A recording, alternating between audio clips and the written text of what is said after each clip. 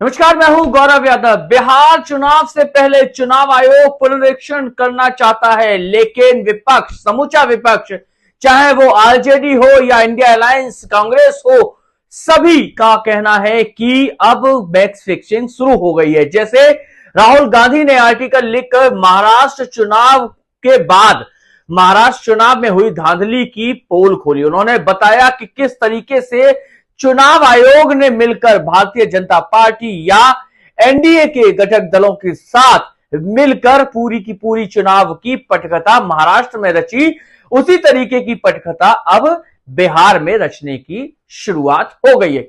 ऐसा क्यों कहा जा रहा है? क्योंकि चुनाव आयोग एक बार फिर से पुनर्निरीक्षण करने की बात कर रहा है। क्या, किस चीज का पुनर्निरीक्षण करने की बात कर रहा है?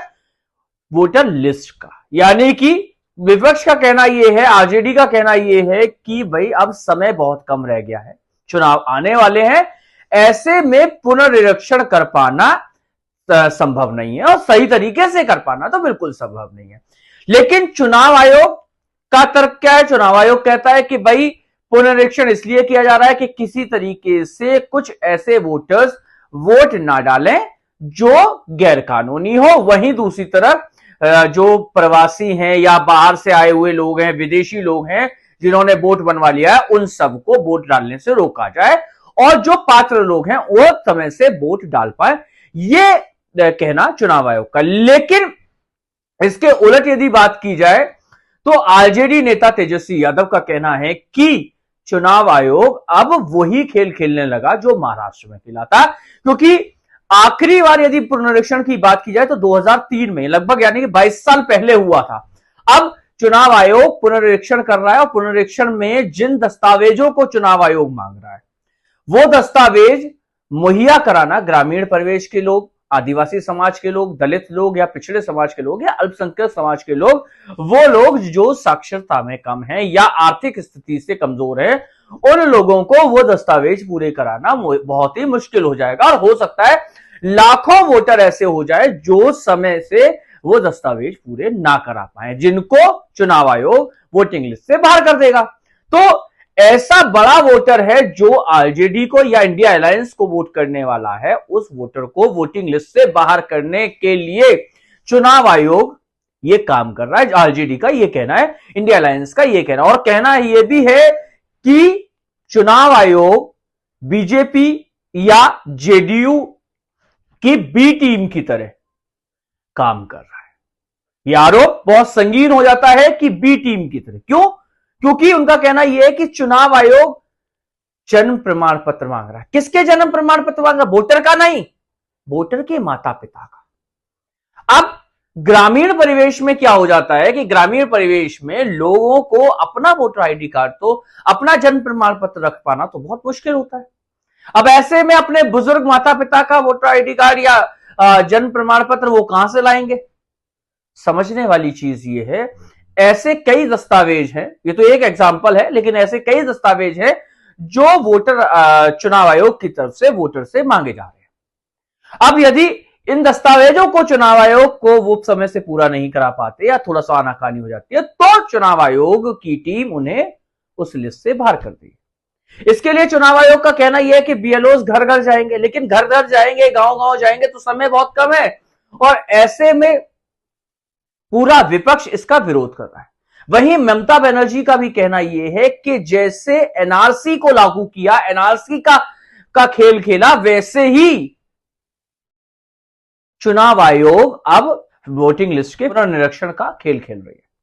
समझने वाली चीज यह है, एनआरसी से तुलना ममता बनर्जी ने कहा। ममता बनर्जी ने कहा कि बिहार और बंगाल समेत 6 राज्यों में, बिहार और बंगाल समेत 6 राज्यों में चुनाव आयोग पुनर्निरीक्षण करना चाहता है और इस पुनर्निरीक्षण में सबसे पहले वो वोटरों को छटनी करेगा और उसके लिए जो तथ्य मांगे जाते हैं, जो डॉक्यूमेंट्स मांगे जा रहे हैं, उनको दे पाना हर किसी के लिए संभव नहीं है। प्रवासी मजदूरों के लिए, प्रवासी लोगों के लिए ये देना संभव नहीं है और यही वोटर वो है जो एनडीए के खिलाफ और इंडिया अलायंस या आरजेडी को वोट करेगा।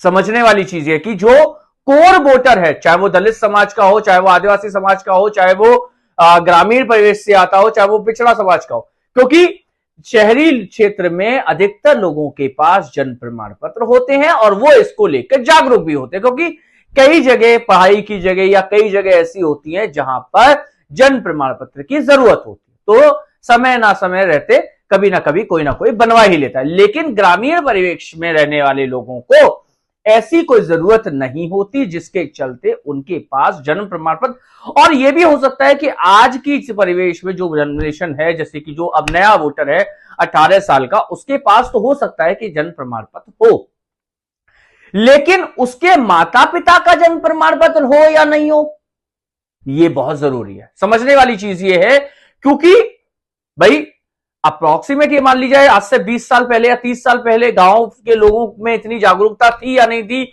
वहां पर जन्म प्रमाण पत्र बना या नहीं बना, ये 20 साल 30 साल पहले तो उनका वोटर आईडी कार्ड रहा होगा। अब बना नहीं बना, समझने वाली चीज ये है। ये सारी की सारी चीजें जो हैं ये इशारा कर रही हैं कि चुनाव आयोग छटनी करना चाहता है। कौन से वोटर की छटनी करना चाहता है? जो कोर वोटर है आरजेडी का या इंडिया अलायंस का, जो बीजेपी के खिलाफ वोट करेगा या जेडीयू के खिलाफ वोट करेगा, उस वोटर को वोटिंग के अधिकार से ही बाहर करने की षड्यंत्र बता दिया। उन्होंने कहा कि राहुल गांधी ने जिस फिक्सिंग की बात महाराष्ट्र चुनाव और हरियाणा चुनाव में की थी, वो फिक्सिंग का खेल इस बार चुनाव आयोग ने दूसरे तरीके से बिहार में खेलना शुरू किया। अरे उन्होंने यह भी कहा कि यदि पुनर्निरीक्षण की बात थी तो समय रहते पिछले साल से पुनर्निरीक्षण शुरू कर दिया होता है, और पहले से पुनर्निरीक्षण शुरू कर दिया होता, वोटर लिस्ट में पुनर्निरीक्षण शुरू कर दिया होता, अब तक वोटिंग लिस्ट करेक्ट हो चुकी होती और लोगों को जो दस्तावेज नहीं थे वो बनवा बनवू के उनको पूरा कर लेते। लेकिन यहां फिर से पेच अटकता है कि भाई 40 साल पहले या 50 साल पहले कोई व्यक्ति पैदा हुआ है, उसका जन्म प्रमाण पत्र आज किस आधार पर बनेगा? वो 40 साल 50 साल पुराना जन्म प्रमाण पत्र लाएगा कहां से? और यदि पिता का अस्तित्व नहीं मिलेगा तो बेटे का भी वोटर आईडी कार्ड निरस्त हो जाएगा। तो बात वही है कि आरजेडी लगातार सवाल उठा रही है कि चुनाव आयोग वो खेल खेलने लगा जिससे बीजेपी और जेडीयू को फायदा हो, यानी कि एनडीए को फायदा हो और इंडिया अलायंस या आरजेडी के जो लोग हैं उनको नुकसान हो। अब समझने वाली चीज ये है कि समूचा विपक्ष तो चुनाव आयोग से इस पुनरीक्षण की मांग को जांच को रोकने के लिए खड़ा हुआ है, वहीं चुनाव आयोग इसके कराने पे तुला हुआ है। अब देखना यह होगा कि आगे क्या होता है। तब तक बने रहिए मेरे साथ। यदि आपने मेरे इस चैनल को लाइक नहीं किया है, सब्सक्राइब नहीं किया है, तो प्लीज लाइक कर लीजिए, सब्सक्राइब कर लीजिए, जिससे कि मैं गौरव यादव बेबाक अंदाज में आप तक खबरें पहुंचाता हूं। नमस्कार।